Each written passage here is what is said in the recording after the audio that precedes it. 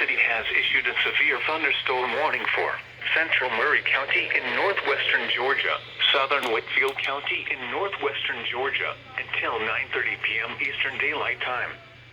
At 8:45 p.m. Eastern Daylight Time, a severe thunderstorm was located near Tilton, Oregon, 7 miles south of Duluth, moving northeast at 50 miles per hour. Hazard, 60 miles per hour wind gusts.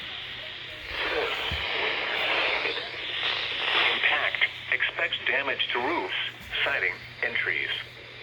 Locations impacted include Dalton, Chatsworth, Eaton, Crandall, Mill Creek, Conasauga Lake, Dundell, Sumac, Ramhurst, Fort Mountain State Park, Tilton, and North Georgia Speedway.